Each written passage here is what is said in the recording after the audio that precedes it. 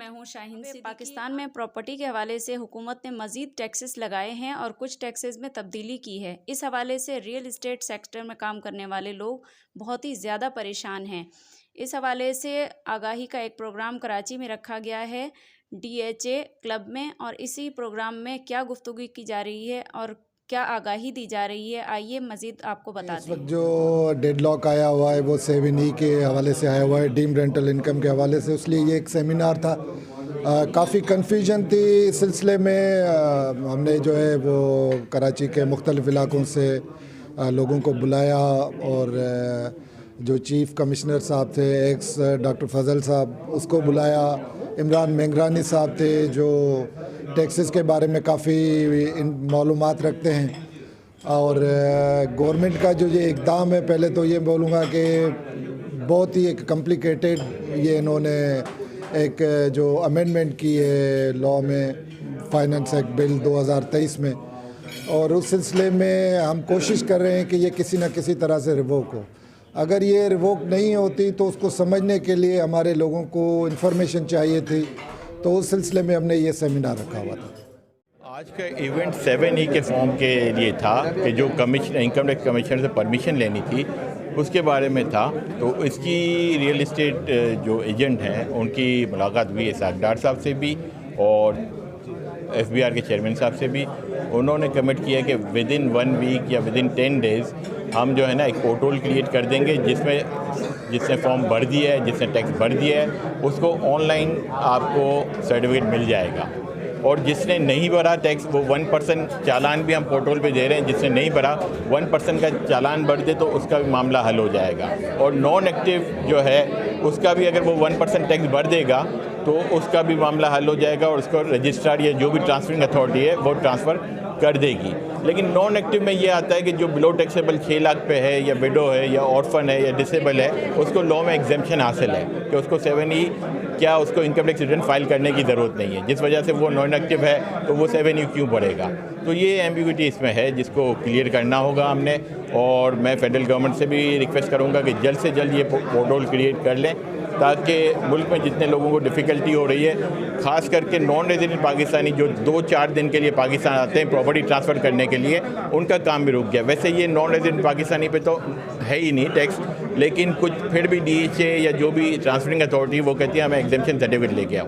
उनको मैंने लेटर जमा कराया, उन्होंने कहा हम अपनी लीगल टीम से पूछेंगे और फिर इसका आपका केस ले लेंगे। तो देखते हैं जो होगा, hope for the good. Thank you ji. आज उस हवाले से सेमिनार था जो ये सेक्शन 7E है और जो उसका नया सेक्शन 2023 में लाए हैं, सब सेक्शन 2 है 236C में।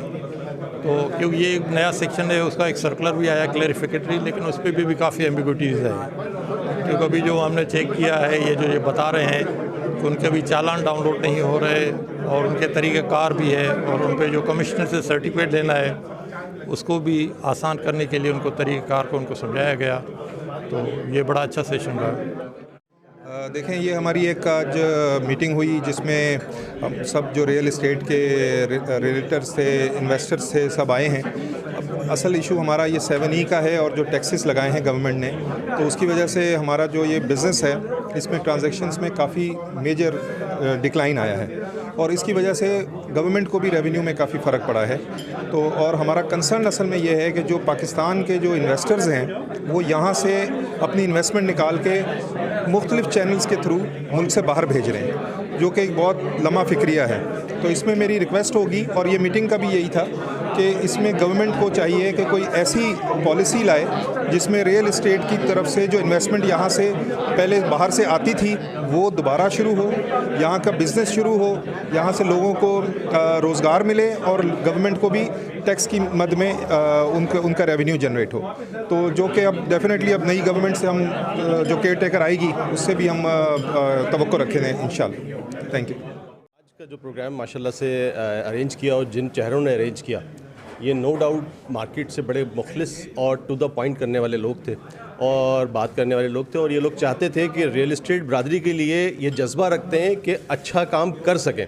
और इसी हवाले से देखें, इतना न्यूट्रल प्रोग्राम, इतना साफ़ सुथरा प्रोग्राम जो है वो ऑर्गेनाइज़ हुआ, जिसमें एक आम रियल्टर के जितने मसाइल थे टैक्स के हवाले से वो बड़ी अच्छी तरीके से जो है ना वो डिफ़ाइन किए गए। तो इस हवाले से मेरी तो राय ये है कि ये बड़ा अच्छा प्रोग्राम था। इसमें बहुत से लोगों ने ऐसे जो एसोसिएशंस के मुख्तलिफ जगहों से आए हुए थे उन्होंने भी शिरकत करी, DHA के बहुत से लोगों ने शिरकत करी, तेसर टाउन से लोग आए हुए थे, नाज़ाबाद नॉर्थ नाज़ाबाद से आए हुए थे लोग, बहुत सारे लोग थे जिन्होंने शिरकत करी और इस प्रोग्राम को कामयाब बनाया। बस अब दुआ यही है कि अल्लाह रब्बुल इज़्ज़त हम लोगों के लिए जो आसानियाँ फरमाए और गवर्नमेंट के ऐवानों में हमारी बात ये पहुँचे कि हम लोग जो है मुहिब्बे वतन शहरी हैं और हम ये चाहते हैं कि हम टैक्स भी अदा करें, लेकिन हम अपनी कमर तोड़ करके टैक्स अदा ना करें, बल्कि जो है ना वो हम सीधे खड़े होकर के और सर उठा करके करें। जज़ाकल्लाह।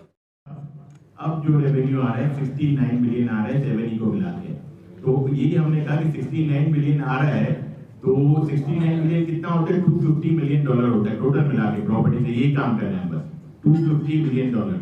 लेकिन आपने रेमिटेंस कितनी कम कर दी, $8 बिलियन। तो बोले ये हमें नहीं देखना, हमें देखना है FBI का टारगेट पूरा हो रहा है, ये तो फिर इकोनॉमी लेवल पे बात हो जाती है। तो ये भी हमने बात की थी कि भाई इस तरह की चीजें आपका रेवेन्यू तो इनको मिल रहा है, ये टैक्स खत्म नहीं करेंगे, सुप्रीम कोर्ट में भी चलता रहेगा। हमने सिर्फ जो है ना अब हल ये करना है कि भाई ये सर्टिफिकेट का नंबर 1 दे दें हम। दूसरा जो काम की बात है ना, प्रैक्टिकली चले कि भाई हमने किस तरह अपने काम को आगे चलाना है, सुधारना है। हम और कंफ्यूज करेंगे लोगों को, लोग और भागेंगे। तो हमें सिर्फ एक सर्टिफिकेट करना है, ऑनलाइन हो जाए, नंबर 1।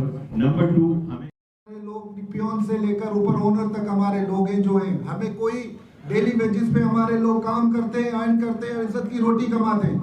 अगर आप इस तरह करोगे हम किसी एरे गहरे को वोट दे देंगे, आपको वोट कभी नहीं देंगे, क्योंकि आप जब भी आते हैं ऐसी पॉलिसी ले आते हैं जिससे रियल एस्टेट का पैसा जाम हो जाता है। ऐसी चीजें नहीं होनी चाहिए। तो कहने का ये मकसद है कि ऐसी बात होनी चाहिए SRDR के सामने जो उनको समझ आए। IMF को कन्विंस करें। IMF कहता है कि जी आप फाइलर बनाए, 1% पे आप उनको निचोड़ रहे हैं, क्योंकि हमारे यहाँ तो जितने भी, मैं तो डिफेंस कलेक्टर में काम करता हूँ, हमारे जितने मेंबर हैं हम उनको ये कहते हैं जी आप एक एक चीज डिक्लेयर करें, एक एक चीज करें, तो दैट इज नॉट फेयर। ऐसा नहीं चलेगा, हमें स्ट्रिक्ट एक्शन लेना पड़ेगा। अगर हमने नहीं लिया तो फिर ये समझे कि हमारा कारोबार का पैसा हमेशा के लिए जाम होने जा रहा है।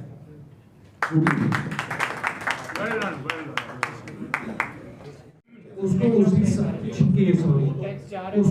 साल जो है एडजस्ट करवाना जरूरी है। सबको मेरा 3 लाख में बनता है, 6 लाख में और 9 लाख में बढ़ा है।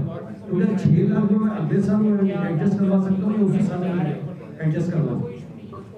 236C पहले साल पे मिनिमम टैक्स है, ठीक है, बाकी 236A कभी भी एडजस्ट करा सकते हो। कितना रहेगा? एक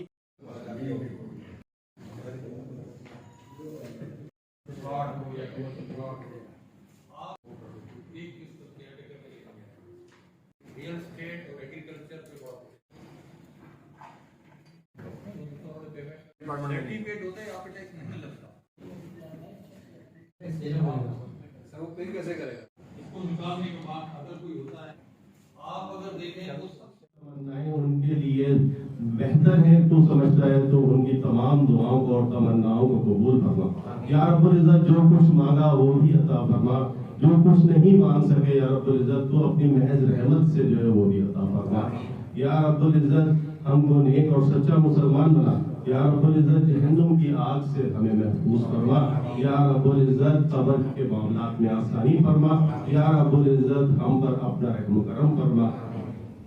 अल्लाहुम्मा सल्ली अला मुहम्मदिन व अला आलि मुहम्मदिन कमा सल्लैता अला इब्राहीम व अला आलि इब्राहीम इन्नका हमीदुम मजीद। अल्लाहुम्मा बारिक अला मुहम्मदिन व अला आलि मुहम्मदिन कमा बारकता अला इब्राहीम व अला आलि इब्राहीम इन्नका हमीदुम मजीद। या रब्बुल इज़्ज़त हमें अपने शुक्रगुज़ार बंदों